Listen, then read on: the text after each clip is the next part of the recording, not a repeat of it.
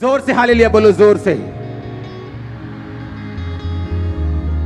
उठाओ अपने हाथों को एक बार फिर से, अपने लिए प्रार्थना करो कि परमेश्वर आज इन गवाहियों को सुनने के द्वारा और इस वचन को सुनने के द्वारा मेरा विश्वास बढ़े।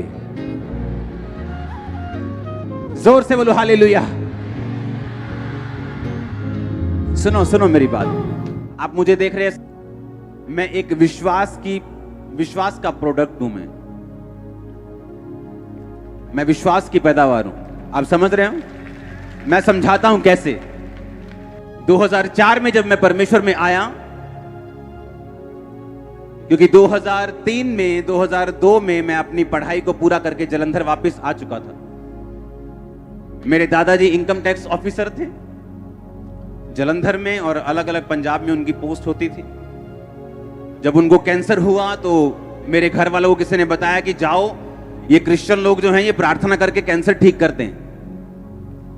मैंने इंटरेस्ट नहीं दिया बिल्कुल भी, और मेरी फैमिली जो है वो मेरे दादा के लिए प्रार्थना करवाने जाती थी। मेरे दादाजी की फैमिली ने फेथ नहीं किया परमेश्वर के ऊपर, और उसके बाद थोड़े समय के बाद जब मेरी अपनी फैमिली, मेरे फादर और मदर चर्च जाने लगे, किसी एक छोटा सा ग्रुप होता था, तो मैं गुस्सा करने लगा, ये बोलने लगा कि आप लोग क्रिश्चियन मत बनो, क्रिश्चियन जो है कुछ नहीं है। देखो 24 घंटे मेरे मंदिर में चीजें चलती थी, और मैं बोलता था कि नहीं, क्रिश्चियन नहीं बनना, ये धर्म बदलते हैं लोग, ये ना जानते हुए कि प्रभु यीशु मसीह जो है वो धर्म नहीं, वो जीवन बदलते हैं। आमीन। और उसके बाद जब मैंने उनको मना कर दिया, अपनी फैमिली को वापस ले गया और मैंने चर्च नहीं जाने दिया। 2004 में मुझे कुत्ते ने काटा और मैं मेंटली अपसेट हो गया। अटैक होने शुरू हो गए। डॉक्टर्स के बाद डॉक्टर्स, जिन पे मुझे मान था, सब जगहें, सब चीजें, सब जगह घूम लिया, और सुसाइड करने वाला था जिस दिन, सारी अकड़ निकल चुकी थी। धर्मों के बारे में बात करना बंद कर दिया था, कुछ नहीं मैं करता था, सिर्फ सुसाइड करना और हैवी डोज नशे की लेके, स्पेशल सुल्तानपुर साइड से नशा लेने जाना और स्पेशल नशा करना ताकि मैं नशे में रहूं और मुझे अटैक ना हो। अपनी छत पे चढ़ जाना और मेरे भाई ने वहां पे आना और मैंने उसको देखना, और जब नीचे चले जाना तो मैंने रोना कि मैं इनके सामने अब नहीं रहूंगा, क्योंकि मैं सुसाइड कर लूंगा और मैं इनको, ये मुझे मिस करेंगे सभी लोग। अपने घर में मैं आया, अपने बेडरूम में जाने लगा, क्योंकि उस टाइम मेरा पूरा मन बन चुका था, मैंने कहाँ जाना है, कौन से फाटक पे जाना है, ट्रेन के नीचे सुसाइड करना है, नशा ज्यादा करके जाना है, पूरा प्लान बन गया। और एक हिंदू व्यक्ति अपनी पत्नी के साथ मेरे बेडरूम में बैठा था। वो उसी ग्रुप से थे जहां मेरे मम्मी पापा जाया करते थे प्रार्थना करवाने के लिए। मैं अंदर गया, मुझे अब कोई इंटरेस्ट नहीं रह चुका था कि कोई क्या करता है, कोई कौन से धर्म में, मुझे मालूम था मैं जा रहा हूं। उन्होंने मुझे बात करनी शुरू की, तू कैसा है, ये क्या हुआ तेरे को, बड़े धागे शागे पूरे बांध रखे, क्या हुआ तेरे को। मेरा बात करने का दिल नहीं था, मैंने नशा किया, फिर भी मैंने बात की कि ऐसा ऐसा मुझे प्रॉब्लम है। उन्होंने कहा ठीक है, हम प्रार्थना करेंगे ना आपके लिए, आप ठीक हो जाओगे। वो पंजाबी बात करते थे, तेरे लिए प्रेयर करांगे, पर ठीक हो जाएगा तू। मेरे को लगा चलो मरना तो है ही, एक टेस्ट कर लो इनका। आप इमेजिन करो, रात के 8 बजे बाइक पर, मेरे पास बाइक होता था पैशन, रात को 8 बजे बाइक पर नशा करके मैं उनका घर देखने गया जहां वो चर्च लगाते थे, और नशा किया हुआ अंदर में गया और मेरे सिर पर हाथ रख के प्रार्थना हुई। और पहली प्रार्थना में जो मुझे करंट लगा, मुझे मालूम था कि कुछ तो है। ये मालूम नहीं था कि ये जीवित परमेश्वर है, ये एकमात्र परमेश्वर है, ये सब कुछ कर सकता है। क्योंकि हम जिन जगहों से निकले, हमारी कोठी है ब्यास में, जहां पर सब बहुत बड़ा सत्संग होता है, वो हमने उनको दे दी थी और उन्होंने हमें बाहर जगह दे दी थी। हम वहां के परमानेंट मेंबर्स थे, हर जगह हमारा रोल था। एक्टिव रिलीजियस खानदान से हूं मैं, एक्टिव। ऐसा नहीं था कि हम परमेश्वर को मानते नहीं थे, नो, एक्टिवली मानते थे सबको।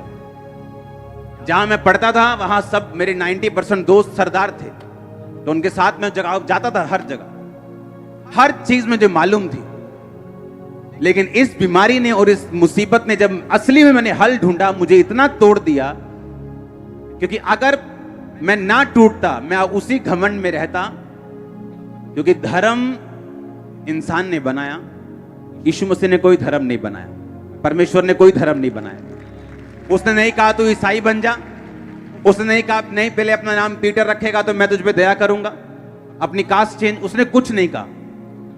और जब मैंने बाइबल पढ़ी तो उन्होंने कहा कि पूरी बाइबल में ईसाई धर्म नाम का शब्द तक नहीं। अगर तू बाइबल पढ़ेगा तो तू होगा और परमेश्वर होगा, तेरे गुनाह होंगे, पाप होंगे, जिसकी वजह से तू मुसीबत में है। तूने विरोध किया परमेश्वर का, तूने गालियां दी परमेश्वर को, और तूने कहा कि मेरे घर में ये क्रिश्चियन लोग एंटर नहीं करने चाहिए, मुझे बुरे लगते हैं लोग। और परमेश्वर तुझको ढूंढ रहा है और तुझको वो पुकार रहा है, तुझ पे दया कर रहा है। और पहले दिन की प्रार्थना के बाद मुझे समझ आ गई थी कि परमेश्वर है। मैं आपको पता क्यों कह रहा हूं, क्योंकि जब लोग मुझे देखते हैं उन्हें लगता है कि मैं आसमान से स्वर्गदूत उतरा हूं। उन्हें यह नहीं मालूम मेरी हिस्ट्री क्या है, मेरा बैकग्राउंड क्या है। मैं आपसे 10 गुना ज्यादा पापी था जब मैं परमेश्वर में आया हूं।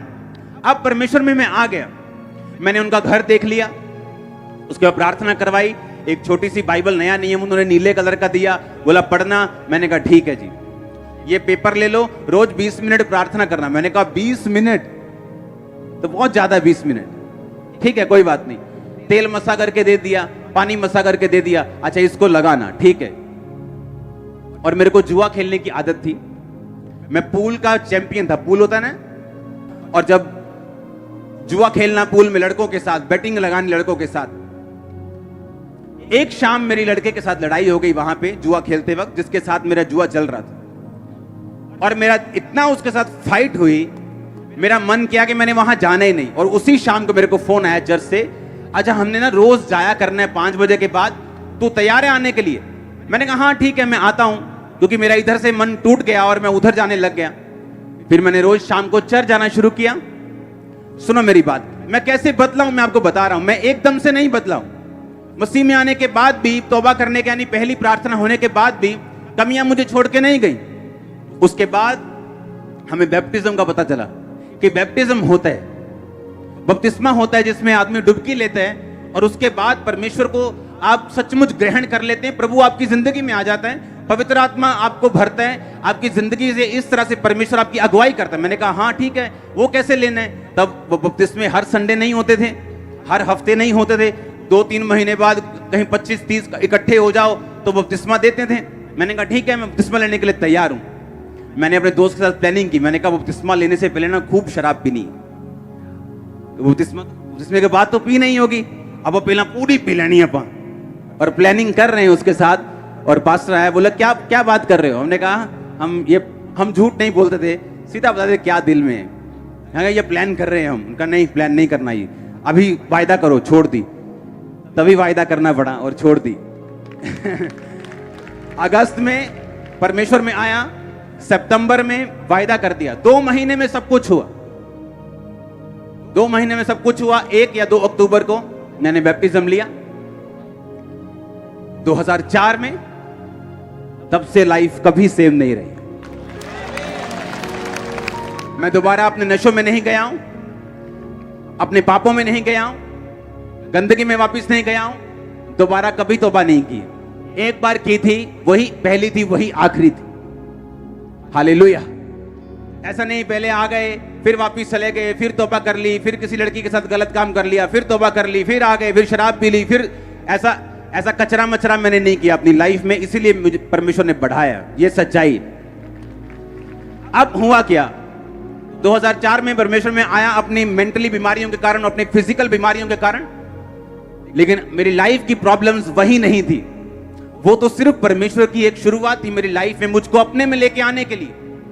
और जब मेरी वो प्रॉब्लम्स, मेरे मेंटली डिप्रेशन परमेश्वर में आने से और बढ़ गया, और मैं आधा पागल हो चुका था। प्रभु में आने के बाद भी दुष्ट आत्मा का अटैक बढ़ गया मेरे ऊपर, और मैं परमेश्वर से प्रार्थना, मैं परमेश्वर को जान चुका था, क्योंकि रोज संगति, शाम को 5 बजे के काम अपने बिजनेस के बाद रोज संगति करता था, रोज एवरी डे। मेरे घर वाले मेरे खिलाफ होना शुरू हो गए, तू नशे कर ले दोबारा। वही घर वाले जिन्होंने मुझे भेजा चर्च में, वही बोलते थे नशे कर लो दोबारा, जो मर्जी करो, चर्च में नहीं जाना है, चर्च नहीं जाना, रोज शाम को नहीं जाना, बिजनेस करो, ये करो, बहुत बड़ा बिजनेस है, ये हो जाएगा, वो हो जाएगा, नहीं तुमको ऐसा नहीं करने। रिश्तेदार, ओए तो वापिस आएगा अपने धर्म में, तू तुझको पछताना पड़ेगा, तेरे पास्टर को मारेंगे, थप्पड़ मारेंगे, पीटेंगे, उसे रास्ते में पकड़ लेंगे। आप नहीं जानते, रोज रोज घर में कलेश इतना होता था, आप इमेजिन भी नहीं। अगर आप कई लोग ऐसे होते, वापिस चले जाते। लेकिन शुरू से मैं अपनी फैमिली से हल्का सा अलग रहा था। मुझे इसका रीजन मालूम नहीं था क्यों ऐसा है। मेरे ब्रदर की ज्यादा अटैचमेंट थी, लेकिन मेरी थोड़ी कम थी, मालूम नहीं क्यों। वो बाद में पता हुआ कि क्यों, ताकि जब परमेश्वर मुझे बुलाए अपने में और मेरा घर वाले मेरा विरोध करे, मैं उनके प्रेम में वापस ना चला जाऊं, ताकि मैं परमेश्वर में खड़ा रहूं। आप जानते हैं आपकी लाइफ में कुछ भी हो, कई बार आप एक्सपेक्ट करते हो आपकी बहन आपसे प्यार करे, आप एक्सपेक्ट करते हो आपकी मां आपसे ज्यादा प्यार करे, आपका बाप आपसे ऐसे करे, लेकिन आप नहीं जानते कि वो चीजें कई बार परमेश्वर ने ठहराई होती हैं ऐसा होने के लिए। अगर ऐसा ना होता, अगर मेरी लाइफ में मेरी फैमिली से मैं बहुत ज्यादा अटैच्ड होता, तो इतना कलेश जब घर में रोज हो रहा था, शायद मैं वापस चला जाता। पर उस कलेश में वापस नहीं गया, रोज चर्च जाता रहा, रोज अपनी कमियां ढूंढता रहा। अच्छा ये कमी है, अच्छा ठीक है, फिल्मी गाने नहीं सुनने, अच्छा ठीक है, ये नहीं करना, ठीक है, वो नहीं करना, ठीक है, ये नहीं करना, ठीक है, इसमें बॉयफ्रेंड नहीं गर्लफ्रेंड नहीं होनी चाहिए, अच्छा ठीक है, इसमें गलत काम नहीं करना, ब्लू फिल्म नहीं देखनी, ये नहीं करना, वो नहीं करना, चोरी नहीं करना, ठीक है, सारा कुछ ठीक है। अच्छा जैसे जैसे मालूम होता गया वैसे वैसे मानता गया। बैप्टिज्म लिया, आई थिंक 3 महीने बाद ही बैप्टिज्म लेने के ले हैंड मैंने शुरू कर दिया था लोगों के ऊपर, लोगों में प्रार्थना करनी मैंने शुरू कर दी थी। एक दिन एक अधरंगी आता है, वो बिल्कुल उसे उठा के लेके आए, और मैं भी बिल्कुल नया था, 3 महीने विश्वासी, उनको लेके आए मेरे सामने। छोटा सा चर्च था, उस पर प्रेयर हुई, मैंने देखा प्रेयर होते हुए अपनी आंखों के सामने। अगले दिन वो वापस आया, बोल रहा था, चल रहा था, कंप्लीट पूरा नहीं लेकिन चल रहा था। कल से जमीन आसमान का फर्क था एक दिन में। मेरे होश उड़ के मैंने पहली बार मिरेकल देखा अपनी लाइफ में लाइव। पहले तो मैं सिर्फ बातें सुन रहा था, मसीह बाइबल की बातें सुन रहा था या उनकी गवाही उनके मुंह से सुन रहा था, लेकिन ऐसा कुछ देखा नहीं था कि जो मुझे हिलाए, क्योंकि उस समय इतना इंटरनेट नहीं होता था, सिर्फ ब्रॉडबैंड होते थे BSNL के जो चलते थे। जब मेरी आंखों के सामने वो हील हुआ, मुझे विश्वास हुआ कि नहीं, अगर परमेश्वर इसको छू सकता है वो मुझे भी छू सकता है। परमेश्वर ने मुझे एक ही बात बोला कि तू सेवा कर, तू प्रार्थना कर, लोगों को समझा। इमेजिन करो तब मैंने बाइबल और परमेश्वर ने कैसे मुझे इस्तेमाल किया। और जब मसीह में 3 महीने हो गए, मेरे अटैक बढ़ गए, जिस अटैक से मैं आया था वो कम हो गया, लेकिन और अटैक बढ़ गए दुष्ट आत्मा के। उसकी वजह से मुझे क्या हुआ कि मुझे रोज बाइबल पढ़नी पड़ती थी, क्योंकि जैसे मैं बाइबल पढ़ता था अटैक कम होने शुरू हो जाते थे। तो मैंने क्या करता था कि घर में जब मैं गया 10 बजे 5 बजे चर्च जाके, चर्च से आया 10 बजे 11 बजे 12 बजे, घर आते ही बाइबल पकड़ी अपनी छोटी, अपनी छत पे, मॉडल टाउन हमारी कोठी थी, मॉडल टाउन के बीच में, अपनी छत पे गए, बाइबल पढ़ी 1 घंटा 2 घंटे 3 घंटे 4-5 घंटे जब बाइबल पढ़ ली, मेरा अटैक खत्म होता था और मैं सोने वर्गा हो जाता कि हाँ अब सो सकते हैं, अटैक कम हो गया। एवरी डे बाइबल मेरी एक दवाई थी, क्योंकि मैं दवाइयां खा चुका था, जलंधर के सारे बड़े डॉक्टर से दवाइयां खा चुका था, कोई असर नहीं, 1% भी नहीं।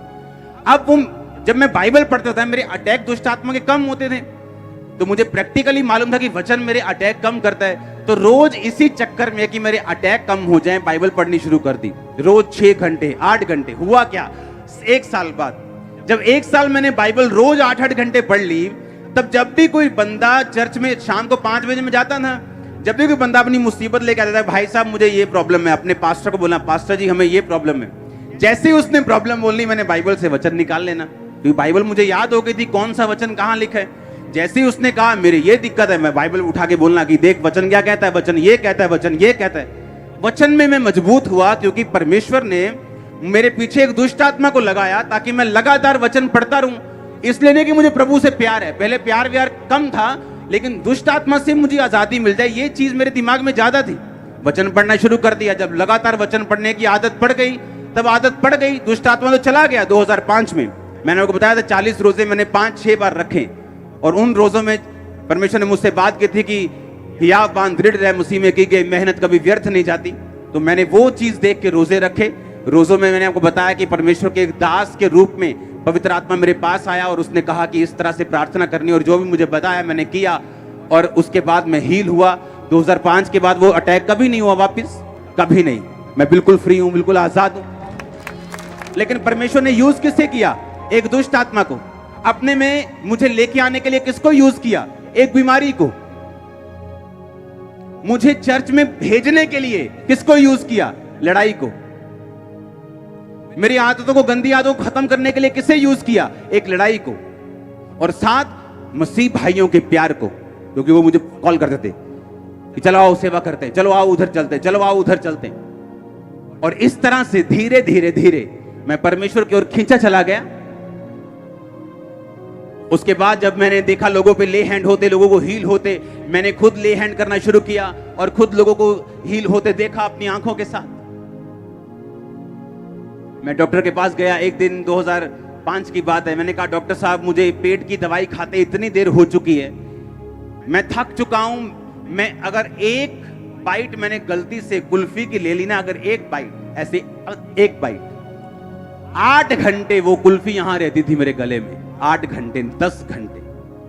अगर एक चम्मच मैंने दाल खा ली, अगर उसमें अगर हल्की सी मिर्ची है, तो वो एग्जैक्ट टेस्ट यहां गले में मेरे 8 घंटे 10 घंटे रहता था। और मैं प्रभु से बोलता, प्रभु मार दे, से अच्छा ये है कुछ नहीं खा सकता, दाल बिना नमक, बिना मिर्ची। और मैं एक दिन फिर मैं डॉक्टर के पास गया। मैंने बोला, मैं कहा यार बहुत बुरा हाल है, कितनी देर का दवाई खानी पड़ेगी? उसने कहा मेरे पास पेशेंट्स आते हैं 12-12 साल से खा रहे हैं, तुम पूछ ही मत, बस खाई जा बस। और उन्हीं दिनों में एक बंदा रहता है यहां पे जलंधर में, बस्तियों की तरफ। वो मेरे पास आके बोलता है कि मेरे पेट में एक रोग है, मैं कुछ भी खा नहीं सकता, दवाइयों से हल नहीं होता, आप मेरे लिए प्रार्थना करो। उस पे प्रार्थना की, सेम डे हीलिंग। उसने जाके कहता मैंने मछली खाई, क्योंकि वो यूपी की साइड के है। सुना मेरी बात। और मैं प्रभु से कह रहा हूं, परमेश्वर ये सेम बीमारी मुझे और इसको नहीं बता, और मैं इस पे प्रार्थना कर रहा हूं, ये हील हो चुका और मैं ऐसे ही हूं। कुछ नहीं हुआ, ऐसे चलता रहा, डॉक्टर के पास जाता रहा। एक दिन जब मैं डॉक्टर के पास से वापिस आ रहा था, आप इमेजिन नहीं करोगे मेरी लाइफ कैसे थी। उसने कहा 12 साल से पेशेंट दवाई खा रहे हैं, तू ज्यादा मत सोचा कर। और मैं हैरान हो रहा हूं कि परमेश्वर मैं तेरी सेवा करता हूं, मैं लोगों पे ले हैंड करता हूं, लोग हील होते हैं और मैं बीमार हूं। जब उस डॉक्टर ने इतनी बात बोली कि 12 साल मैंने बाहर आया हॉस्पिटल से, मैंने गुस्से से दवाई फेंकी, मैंने कहा मैंने नहीं खानी, कुछ भी हो जाए। अब इमेजिन करो, मुझे नहीं मालूम था कि मेरी प्रार्थना सुनी जा रही। परमेश्वर का थैंक्स करता रहा। इंस्टेंट हीलिंग हुई मुझे, इंस्टेंट हीलिंग। और मैं हील हुआ, मेरा फेथ बढ़ा। मैंने कहा अब आया मजा, अब बताऊंगा मैं। सुनो, फिर लोगों, क्योंकि जैसे जैसे आप प्रभु में बढ़ते जाते हैं ना, आपका विश्वास बढ़ता जाता है, आपका फेथ बढ़ता जाता है। क्योंकि पहले तो प्रभु शेर मारेगा आपसे, फिर भालू मारेगा, फिर गोलियत मारेगा। आप समझ रहे मेरी बात के नहीं? वो शेर भालू का टाइम था, मेरा गोलियत का टाइम अभी नहीं आया था। वो शेर भालू मार रहा था प्रभु कि देख मैं तुझे कैसी बीमारी से निकाल रहा हूं। डॉक्टर जवाब दे चुके, देख मैं तेरे द्वारा हील भी कर रहा हूं और तुझे भी निकाल रहा हूं इन बीमारियों से। तब मेरा विश्वास बढ़ना शुरू हुआ सेवकाई के लिए। एज ए बिलीवर मेरा विश्वास इतना था कि मैं हील होऊं चाहे ना होऊं, मैं मरना जीना सब परमेश्वर में, ये पक्का था। लेकिन एज ए सेवकाई के लिए यह विश्वास पक्का नहीं था कि सेवा करने के लिए आपको दृढ़ विश्वास चाहिए होता है। लोगों ने टेस्टिमनी देनी शुरू की, गवाहियां आनी शुरू हुई, प्रोफेटिकली परमेश्वर ने मुझसे बात करनी शुरू की और परमेश्वर मुझे तैयार करता रहा। मुझे नहीं मालूम था मैंने खामरा में आना। आप जानते हैं, इसी खामरा में, इस मिनिस्ट्री से शुरू होने से कई साल पहले हमारा गोडाउन था यहां पे किराए पे पीछे, और हमें मालूम नहीं था कि मैं यहां पे आऊंगा। गोडाउन था सैनिटरी का, टाइल्स का। सुनो मेरी बात। और इसी खामरा में जब मैंने एंट्री की थी तो मैं नशे करता था, इसी सेम खामरा में, और मुझे मालूम नहीं था कि मैं इसी खामरा में आऊंगा एक दिन। तब मैं मसीह में भी नहीं था, इस खामरा में तब से हूं मैं। सब गोडाउन जब लिया खामरा में, मैं आपको क्यों बता रहा हूं, ताकि आपको मेरा स्ट्रगल भी मालूम हो। ओके, आज मेरे पास कितना कुछ है, इससे आपका विश्वास बढ़ सकता है। लेकिन मैं जिन चीजों से निकला हूं, अगर मैंने आपको वो बताई, आप कभी सेम नहीं रहे। आप इमेजिन करो, खामरा में जहां पे हमारा गोडाउन था, वहां एक सरदार जी थे। वो रोज शाम को जो आम लोगों के घरों में होता है, थोड़ा पैग लेना, ये लेना, वो लेना। एक दिन मुझे मालूम हुआ कि ये उन्हीं दिनों की बात है जब मुझ पे दुष्ट आत्मा के अटैक होते थे और मैं मसीह में नहीं था। मुझे मालूम हुआ कि उनको हार्ट अटैक हुआ। अब इमेजिन करना, मुझे उसी टाइम अटैक हुआ जैसे मैंने वो बात को सुना। मेरा एक दोस्त था अटारी बाजार में, वो उसकी डेथ हो गई, उसको ब्रेन अटैक हुआ। आप इमेजिन करो, सेम टाइम मुझे अटैक हुआ। मुझे ऐसा लगता था कि मैं किसी भी दिन मर सकता हूं, किसी भी सेकंड मेरी नाड़ियां फट सकती, कुछ भी हो सकता। ऐसे मैंने सहा है। और ये सारा टॉर्चर परमेश्वर कर रहा था और मुझे मालूम नहीं था कि मैंने कौन सी मुंह से बात निकाली है और यीशु मसीह को पसंद नहीं आई और वो अपनी महिमा के लिए अब मुझे खींच रहा है। मुझे मालूम नहीं था। हालेलुया। आप इमेजिन करो उन दिनों में जब मैं परमेश्वर में आ गया, फिर मैंने बीमारियों से शिफा ले ली, कुछ बीमारियों से आजादी मिल गई, नशों से आजादी मिल गई, रोगों से आजादी मिल गई, बिजनेस बढ़ने लग गया क्योंकि उस समय अपने बिजनेस से मैं परमेश्वर के काम करता था। कोई ऑफरिंग नहीं, कोई कुछ नहीं। उसके बाद जब 2007 में ये गोडाउन चला गया, हम कहीं और थे। उसके बाद हम खामरा में ऐसे ही मेरे मम्मी पापा घूम रहे हैं और वहां एक बोर्ड लगा था कि गोडाउन किराए के लिए खाली है। मेरे मम्मा पापा ने बात की कि हमें, हमारा बिजनेस बहुत बढ़ चुका है तो हमें गोडाउन चाहिए बड़े बड़े। उन्होंने कहा ठीक है आप हमारा गोडाउन ले लो। तब हम खामरा में आए 2007 में। 2007 में मैं यहाँ पे आया। जब हमारा यहाँ पे गोडाउन होता था खामरा में, तब हम मॉडल टाउन शायद रहते थे। सिर्फ गोडाउन यहाँ पे था क्योंकि हमारा बिजनेस बहुत बढ़ चुका था। अब 2007 में जब मैं यहाँ पे आया, अब इमेजिन करो, अभी भी मेरी लाइफ की मेजर प्रॉब्लम्स हल नहीं हुई थी, अभी वैसी ही थी। जो प्रॉब्लम तो परमेश्वर ने डाली थी अभी वही हल हुई थी। लेकिन मुझे ऐसा लगता था कि मेरी लाइफ में जो इतनी बड़ी प्रॉब्लम्स हैं, मेरी लाइफ में जो और बीमारियां हैं, ये खत्म नहीं हो सकती, इनका कोई इलाज नहीं है, इनकी कोई दवाई नहीं। 2007 में मैं यहां पे आया, लोग, परमेश्वर ने मुझे बताया कि अब निकल यहां से जा। बाइक पे परमेश्वर ने रास्ता बताया। 2 फैमिलियों के परमेश्वर घर लेके गया, बिना किसी एड्रेस के, बिना किसी चीज के।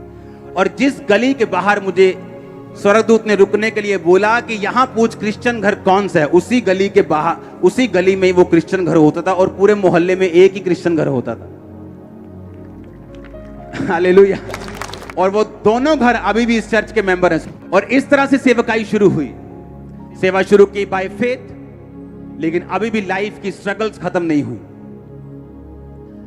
आज जब हम इस रिजल्ट को देखते हैं, हाँ, इन रिजल्ट्स को देखते हैं, किसी को मालूम नहीं मैं किन चीजों से निकला हूं, कैसे अविश्वास से गुजरा हूं, कैसी फाइट से गुजरा हूं, कैसे कलेशों से निकला हूं, कैसी बीमारियों से निकला हूं। हर तरह का डॉक्टर मैंने देख लिया। 2004, 5, 6। अब इमेजिन करो, आज जब लोग टेस्टिमनीज को सुनते हैं, उनको लगता है कि वो आज का अंकुर देखते जो आज खड़ा है, उन्हें कल वाला मालूम नहीं है वो बना कैसे। वो ऐसी फाइट थी मैं प्रभु को बोलूंगा कि तो दोबारा कर सकता है, मैं बोलूंगा नहीं, मैं दोबारा नहीं कर सकता। वो फाइट ऐसी थी। लेकिन बाइबल कहती तूने जो मुझसे प्यार किया मैं तुझे छुड़ाऊंगा। सालों साल मैं गया हूं हुजूरी में, सालों साल प्रार्थना की, तब भी कहीं उत्तर नहीं मिले। तो क्या किया? कुछ नहीं किया, सेवा बढ़ाई, काम बढ़ाया और प्रभु ने उत्तर दिए। आज मेरी लाइफ में एक भी मसला नहीं है ऐसा जो अड़ा हो। आज सारे मसले हल है और इसीलिए मैं आपके हल कर पाता हूं। मैंने देखा आपके इस लाइफ में, इस जर्नी में, कि परमेश्वर से प्यार करना बहुत इंपॉर्टेंट है। अविश्वास में भी खड़े रहना बहुत इंपॉर्टेंट है। और जो लोग जल्दी में होते हैं, जल्दी साल हो गया, 1.5 हो गया, 2 हो गया, मैंने देखा वो शैतान उनसे बहुत फाइट करता है। जब शैतान ये देख लेता है कि आपकी ये आशीष अगर लेट हो जाए, वो आपके विश्वास को हिला सकता है, तो वो परमेश्वर से आज्ञा मांग लेता है कि क्या मैं इसकी ये बरकत रोक लूं, क्योंकि अगर ये बरकत इसकी मैंने रोक ली तो तुझे मानेगा नहीं। पहले ऐसा लगता था कि मैं इंच इंच करके बढ़ रहा हूं, ऐसे रेंग रेंग के, ऐसा लगता है पीछे किसी ने बड़ा सा लोहे का कोई लटका दिया और मैं एक एक इंच के लिए मुझे ऐसा तो जोर लगाना पड़ रहा है अपनी लाइफ के लिए। पर याद रखो, परमेश्वर में की गई मेहनत कभी व्यर्थ नहीं जाती। अगर वो पहले आपको संघर्ष ज्यादा दे रहा है, बाद में रिजल्ट भी आपका ज्यादा होगा। आप पहले प्रार्थना और उपवास में ज्यादा हैं, बाद में रिजल्ट भी ज्यादा होगा। आपने ज्यादा दुखों को सहा है, ज्यादा सुख भी आपके पास होंगे। ज्यादा सताव आपने सहा है, आपकी टेस्टिमनी बड़ी होगी। जो कुछ भी आप परमेश्वर को दे देंगे वो कभी व्यर्थ नहीं होगा। वो मेहनत चाहे बोने में हो, प्रार्थना में हो, फास्टिंग में हो, विश्वास में हो, वो व्यर्थ नहीं जाएगी। हालेलुया। इस तरह से परमेश्वर ने मुझे बढ़ाया, टेस्टिमनीज को सुना, बाइबल को पढ़ा, अपनी लाइफ में एक्सपीरियंस किया और फिर आपकी लाइफ से एक्सपीरियंस किया कि वो कुछ भी कर सकता है। आमीन। उसके लिए कुछ भी पॉसिबल है।